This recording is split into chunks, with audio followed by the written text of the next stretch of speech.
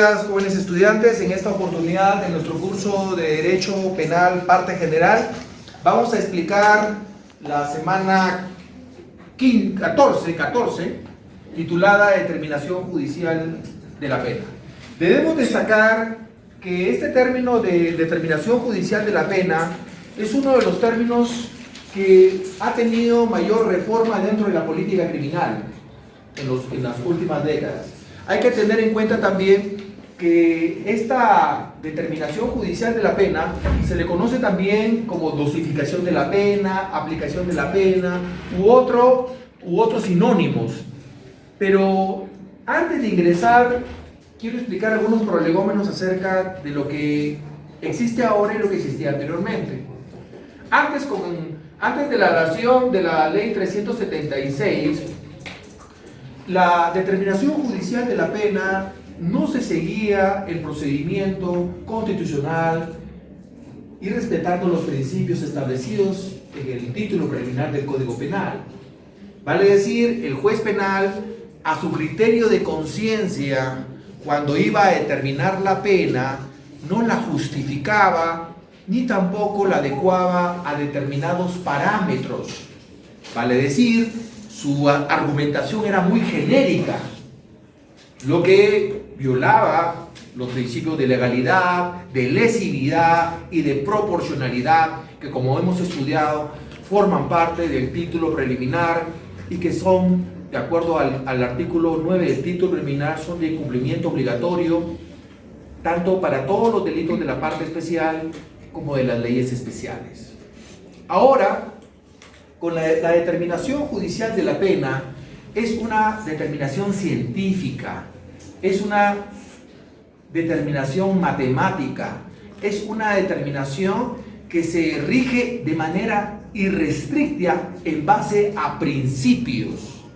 Estos principios que van a permitir, en este caso, al justiciable tener la confianza de que el juez le está aplicando una pena de acuerdo a su responsabilidad penal, de acuerdo a la teoría del delito, y que la teoría de la pena, que viene a ser la consecuencia jurídica del delito, se enmarca en un derecho penal constitucional, cosa que antes no ocurría.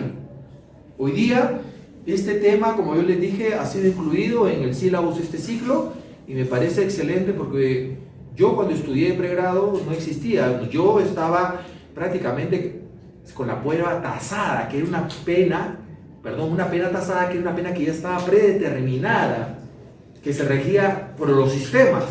Ustedes están estudiando procesal penal, el sistema mixto, que tenía más de inquisitivo que de acusatorio. Hoy ya tenemos el sistema acusatorio adversarial, ¿no? Muy bien. Entonces, aquí la política criminal frente a la determinación judicial de la pena se da con la dación, en primer lugar, de la modificatoria del artículo 45 y 45A del Código Penal y además con la ley 376. Esta ley especial contiene las circunstancias atenuantes y de agravación. Cuando nosotros hablamos de un atenuante, ¿qué es un atenuante? Aquel que va a favorecer, aquel que se va a considerar para la aplicación y determinar la pena. En cambio, un agravante es lo contrario. Los agravantes son aquellos que van a perjudicar, que van a incrementar la pena. Ahora, esta determinación judicial de la pena prácticamente ya ahora se colige con el soporte constitucional que aparece en el 139, inciso 5 de la Constitución del 93, con respecto a la motivación de las resoluciones judiciales, que se tienen que enmarcar. Hoy día la motivación no es solamente señalar los artículos, sino explicarlos. Motivar significa sustentarlos de manera cuantitativa en relación a la pena concreta y de manera cualitativa. ¿Por qué le corresponde esa pena? La función de la determinación judicial de la pena se enmarca en esa función que tiene el órgano jurisdiccional. Cuando hablo del órgano jurisdiccional, estamos hablando Dentro del sistema de justicia estamos hablando de los jueces penales, también de los jueces superiores, también de los jueces supremos. Vale decir, aquí el órgano jurisdiccional va a identificar y a medir.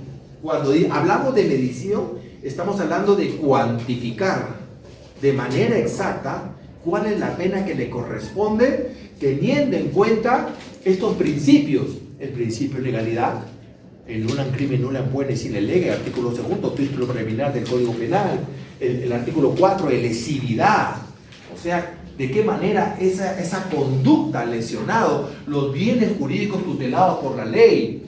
El 7, la responsabilidad penal, que vendría a ser lo que en el Código anterior se llamaba la culpabilidad, ¿se acuerdan? La responsabilidad, la capacidad de responsabilidad penal, vinculada a la imputabilidad, a la inimputabilidad y la imputabilidad total o relativa, y a la proporcionalidad. La proporcionalidad antes de la redacción de esta ley era inexistente, porque la proporcionalidad tiene que estar en relación al bien jurídico. ¿Se acuerda cuando hablábamos de la antijuricidad formal y material? Eso tenía que estar vinculado aquí. Ahora, el órgano jurisdiccional tendrá que identificar las dimensiones cualitativas y las dimensiones cuantitativas. Vale decir, en relación a lo que es la autoría o participación del hecho punible. Nosotros ya hemos estudiado que para los delitos comunes, ¿cuál era? La teoría del dominio del hecho, y para los delitos de infracción del deber era la infracción del deber. Aquí se tendrá que identificar la antijuridicidad del hecho. Cuando hablamos de la antijuridicidad del hecho, estamos hablando de la primera parte de la teoría del delito: la acción, la tipicidad y la antijuridicidad. Porque el otro lado es la culpabilidad, que recae ¿sobre quién? Sobre la gente, porque la culpabilidad solamente recae sobre la gente. Aquí tendremos que identificar la antijuridicidad del hecho, o sea, acción, tipicidad y antijuridicidad, y la culpabilidad de la gente, vale decir, la reprochabilidad. Esto lo encontramos en el artículo 9 del título preliminar del Código 91. Aquí el juez tendrá que sumar dos etapas. La primera etapa es identificar la pena básica. Y segundo, la individualización de la pena concreta. Miren, ¿se acuerdan en las primeras clases cuando estudiamos lo que eran las leyes penales completas, las leyes penales incompletas, las leyes penales en blanco, etcétera? Miren, aquí tiene mucha relación para identificar la pena básica. Cuando vamos a identificar la pena básica, no hay ningún problema, como por ejemplo en homicidio simple, donde existe el mínimo y el máximo. Ahí no hay ningún problema. Pero ¿qué sucede cuando existen tipos penales donde solamente aparece el mínimo? Todos sabemos que cuando aparece solamente el mínimo, se reputa el máximo, ¿cuánto?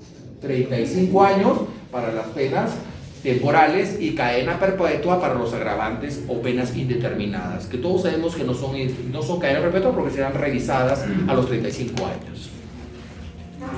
Ahora, si solamente, y si no señala el mínimo, ese tipo penal se entiende que el mínimo puede ser 2 días. Evidentemente hay una corriente en la doctrina sobre su discusión acerca de las penas privativas de libertad de corta duración, porque no cumplen la finalidad y más bien genera aspectos negativos, en este caso el interno, la estigmatización y todos los problemas que trae consigo el internamiento de una persona en un centro penitenciario. Muy bien. Entonces decimos identificar el mínimo y el máximo.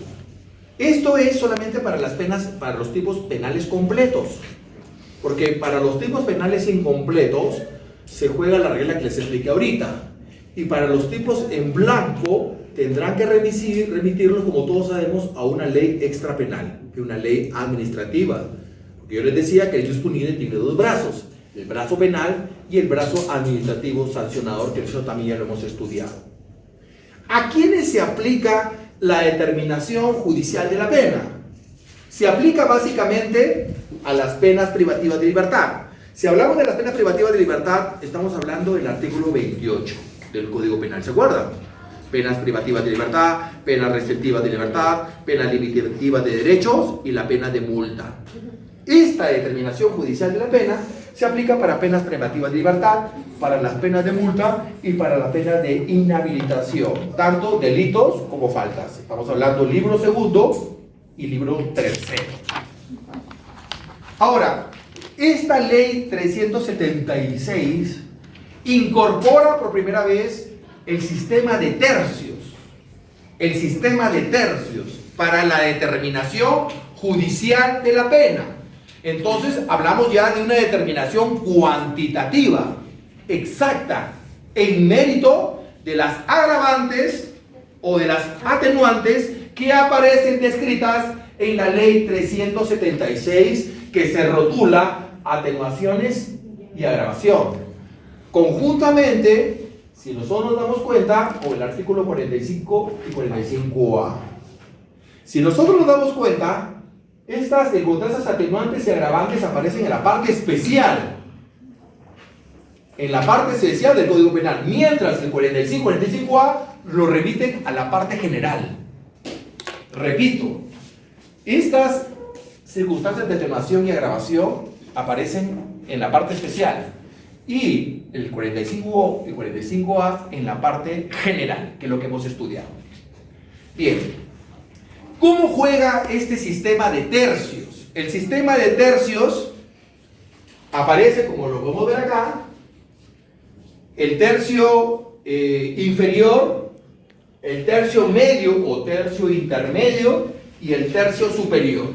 Repito, nosotros hemos puesto el ejemplo de una ley penal completa para hacerlo más ilustrativo, pero también podría ser aplicable para una ley penal incompleta o para una ley penal en blanco, para un delito o también una multa o una inhabilitación. Para todos juega el mismo procedimiento cuantitativo, que es el de tercios, ¿correcto?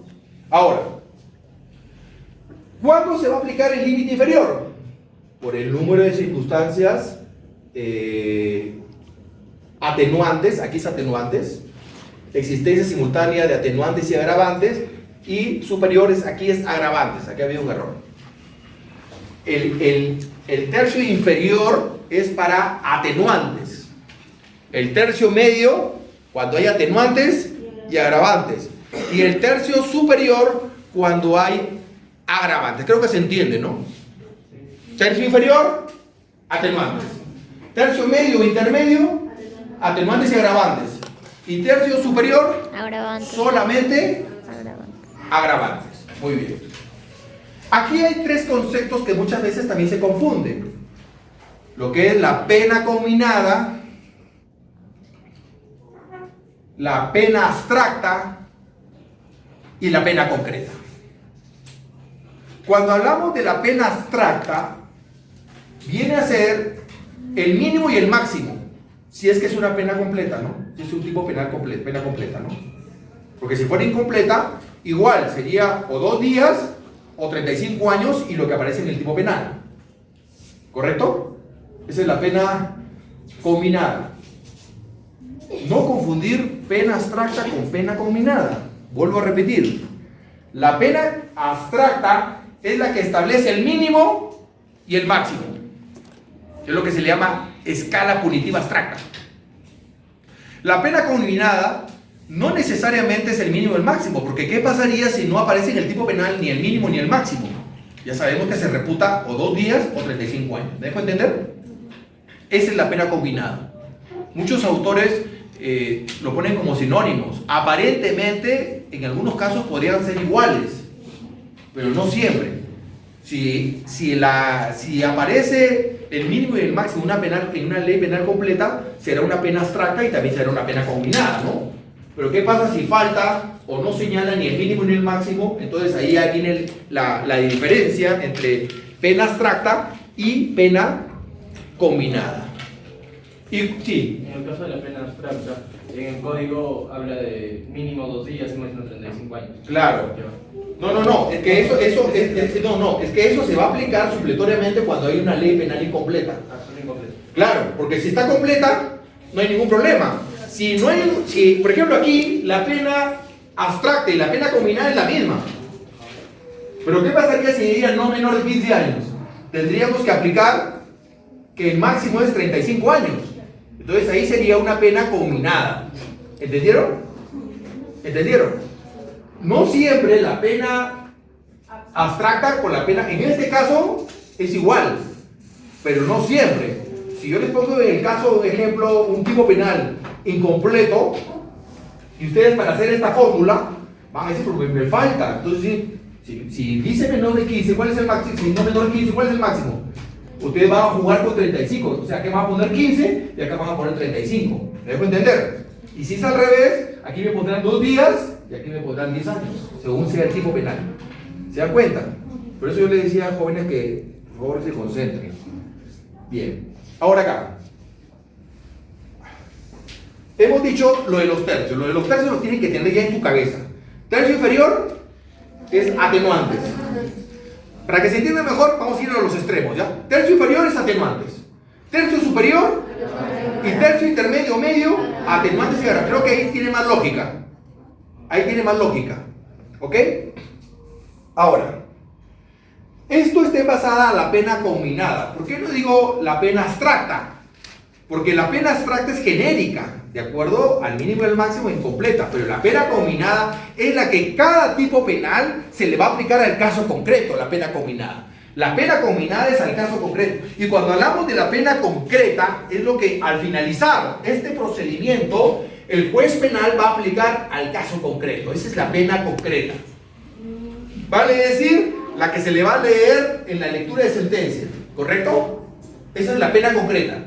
Luego de haber evaluado por tercios, tercio inferior, tercio superior y tercio medio o tercio intermedio. Muy bien.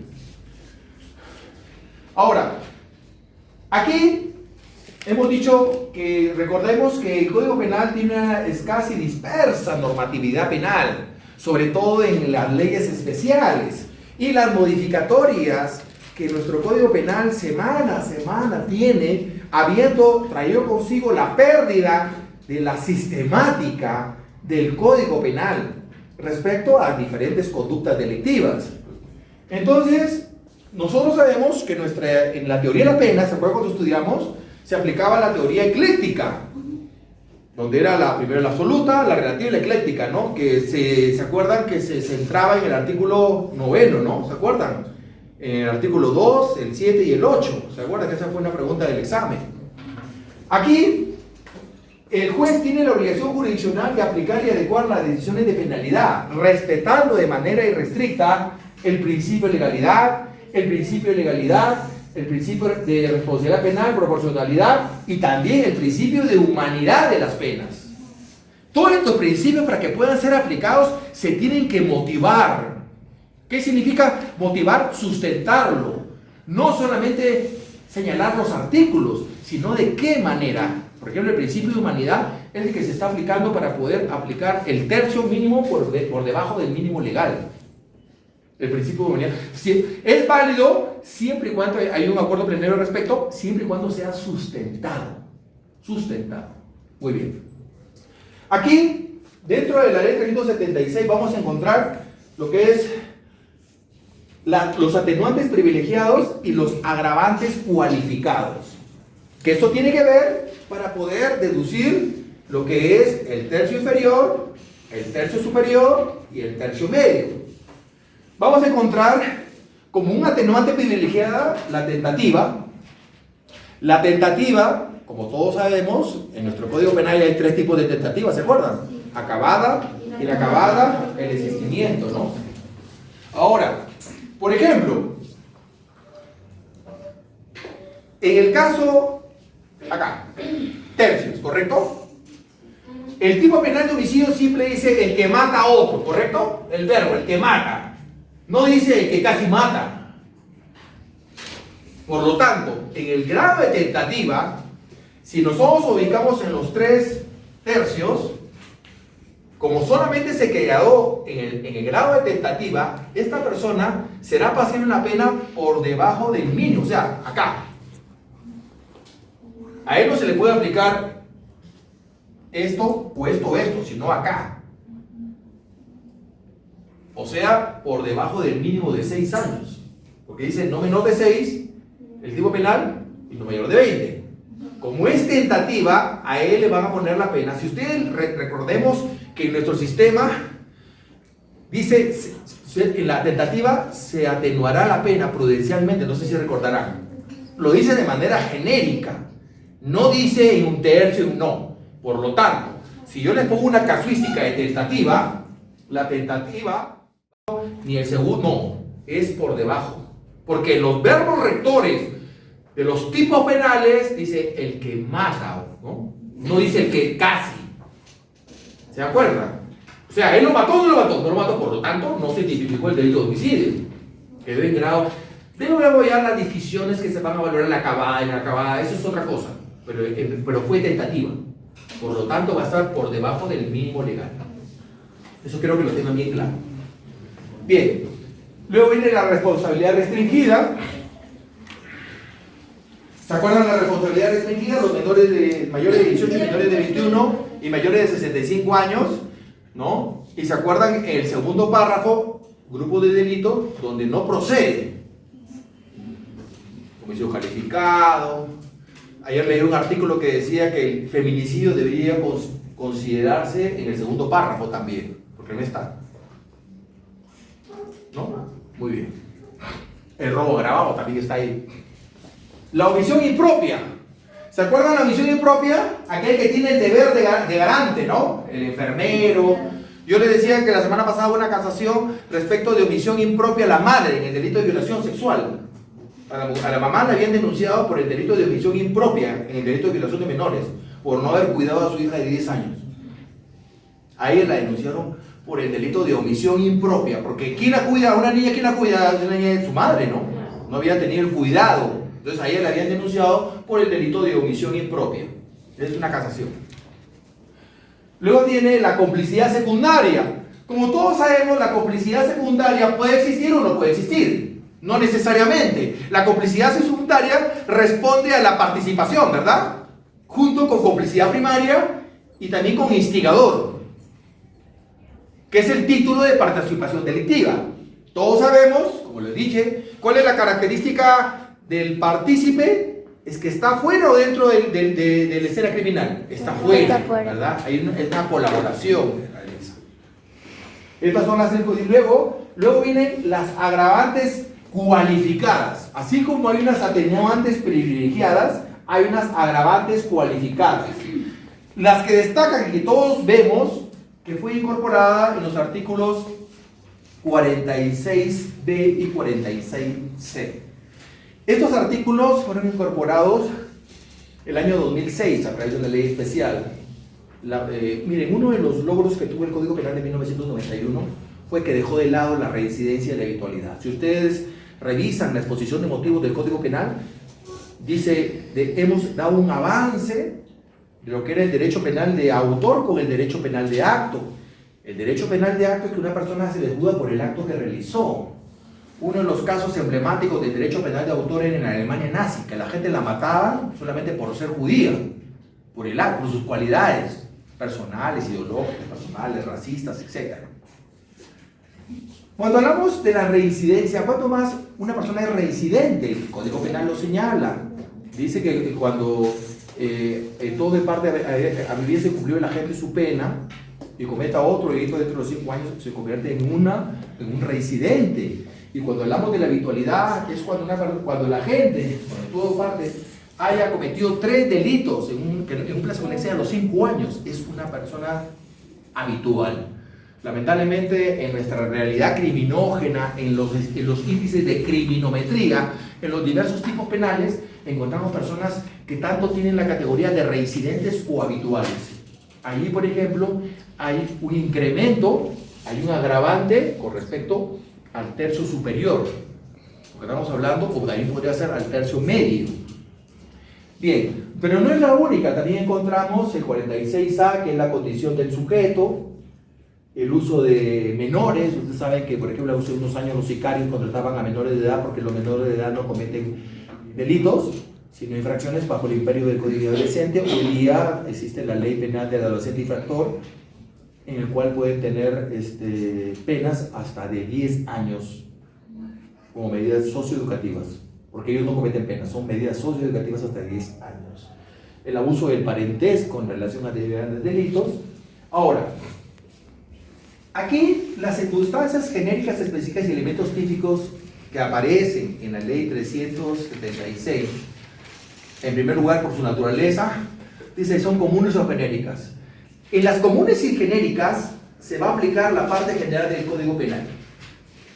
Como ustedes se dan cuenta, acá encontramos los artículos 46, las circunstancias atenuantes y circunstancias señalan de manera enumerada. Y las especiales o específicas son aquellas que están reguladas en la parte especial, o sea, en cada tipo penal. Repito, las comunes o genéricas aparecen en el artículo 46 como atenuantes o agravantes. Esas están en la parte general. Pero en las específicas aparece ya en cada tipo penal, ya señaladas. Por ejemplo, aquí dice en el artículo 186 el hurto agravado. ¿Se acuerdan? Durante la noche, 2 o más personas, con mano armada, casa habitada. Ahí ya no tendríamos que invocar la parte general porque ya el tipo lo señala.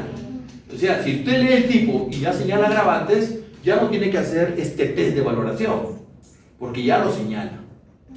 Igual en el tráfico ilícito de drogas, en el robo agravado. Luego vamos a ver los elementos típicos accidentales, que es por ejemplo, el tipo derivado privilegiado en el caso de parricidio, porque la cualificación del parentesco es si es ascendente o descendente. Ascendente, papá, abuelo, bisabuelo, tatarabuelo, que es muy difícil, ¿no? Y viceversa, nieto, bisnieto, tataranieto. Ahora, aquí hay que señalar algo muy claro. Con respecto a las circunstancias genéricas y específicas, jamás, nunca se pueden aplicar de manera doble, porque se estaría incurriendo a la doble cualificación y se estaría rompiendo el non bis in idem, porque a una persona no se le puede valorar 2 veces, ¿correcto? Si el tipo penal señala la agravación, juega la específica frente a la general. ¿Cuándo juega la general? Cuando no existe específica. Contrario sensu, si existe una específica, ya no juega por el principio de especialidad, pues. Muy bien. Luego vamos a ver las circunstancias cualificadas privilegiadas. En estas circunstancias cualificadas, modificación ascendente de la combinación penal por encima del máximo legal. Entonces aquí, ¿dónde se centra? Acá, en el tercio superior. ¿Por qué? Porque hablamos modificación ascendente de la combinación penal por encima del máximo legal.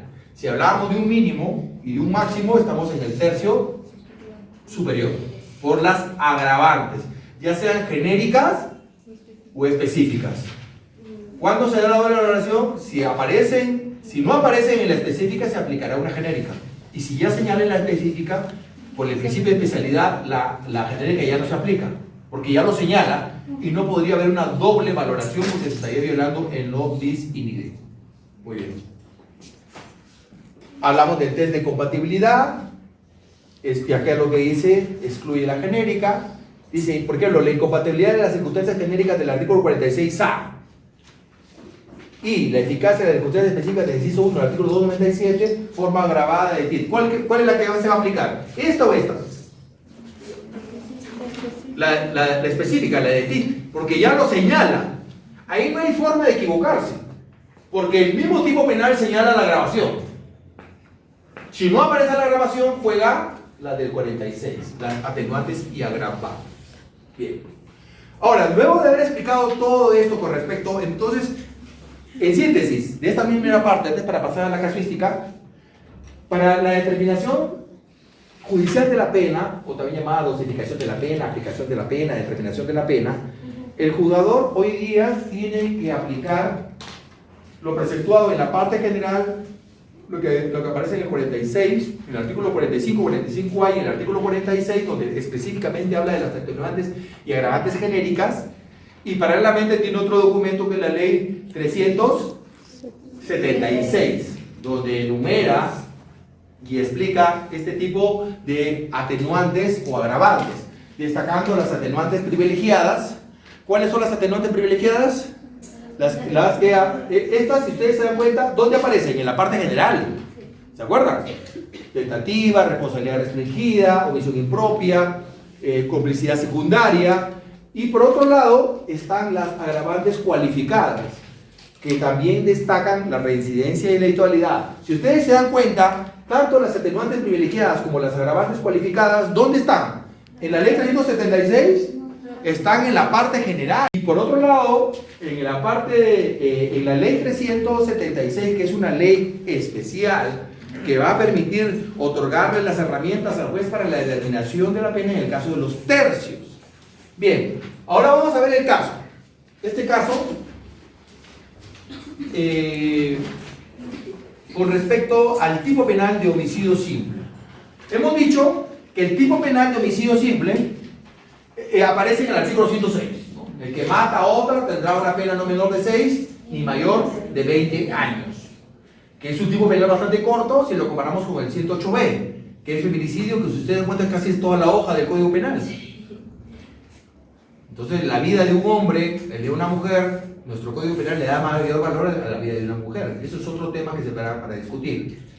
Ahora, nosotros tenemos que hacer la línea del tiempo entre el mínimo y el máximo.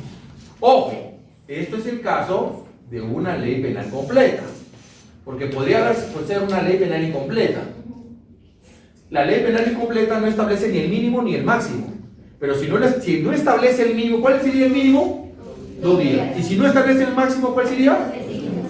Muy bien. Entonces aquí vamos a poner 6 años, límite mínimo, 20 años, límite máximo. Por eso aquí he hecho la aclaración, si es ley penal completa, cárcel. Es como si una torta lo hubiéramos partido en 3 partes, ¿correcto? Pero exactas. Bien. Ahora, estos 56 meses, como hemos dicho, los vamos a convertirlos en años, serían 4 años y 8 meses. Entonces, al haberlo convertido en años, los 56, en 4 años y 8 meses, ¿y por qué hacemos eso? Para poder jugar en los tercios. Porque si no lo convertimos, no vamos a poder destacar los tercios, ¿correcto? Por eso es que se traduce en años y meses. En el tercero y en el final, ya tenemos el mínimo y el máximo, ¿no? Ahora acá, el mínimo que es 6 años y 20 años, que sigue siendo lo mismo. Entonces, al mínimo que es 6 años se le va a sumar el tercio, que es 4 años y 8 meses. Entonces, ¿cuánto va a ser el mínimo? 6 años, porque comienza a 6 años, no menor de 6 años. Y el máximo va a ser 6 años, se le suman los 4 años y 8 meses, sería 10 años y 8 meses, ¿correcto? En el tercio medio o intermedio, que es el límite inferior, se le va a sumar nuevamente los 4 años y 8 meses. Y entonces el mínimo sería 10 años y 8 meses más los 4 años y 8 meses. ¿Cuál será el máximo del tercio medio? 15 años y 4 meses. En el tercio superior, el mínimo será lo que salió acá, el extremo del intermedio, 15 años y 4 meses, y el máximo, o sea, más 4 años y 8 meses, sería el máximo de la pena combinada, que sería 20 años. Si ustedes se dan cuenta, coincide cuantitativamente los tercios.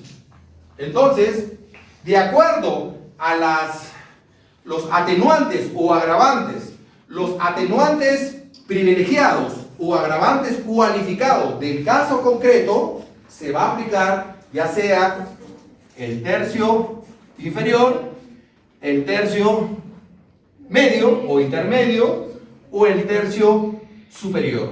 Esto responderá al caso concreto, a la medida del caso, a la autoría de participación. a la antijuricidad, al injusto penal. Acción, tipicidad, antijuricidad y a la culpabilidad. Hoy día, con este procedimiento, los jueces penales tienen una herramienta muy importante para otorgar la pena exacta que le corresponde a un justiciable. Antes era criterio de conciencia, pero no valoraban a través de los tercios. Y probablemente a una persona que había cometido un homicidio en grado de tentativa le daban 8 años, 9 años, cuando a él no le correspondía esa pena. Porque hemos dicho, cuando es en el grado de tentativa está por debajo del mínimo. Y por debajo del mínimo tendrá que tener atenuantes privilegiadas y tendrá que sustentar el juez, en este caso, los principios de humanidad de las penas, legalidad, proporcionalidad y lesividad. Con todo esto, jóvenes, es la forma como nuestros jueces penales en las 35 cortes del territorio nacional determinan la pena al caso concreto. Muchísimas gracias.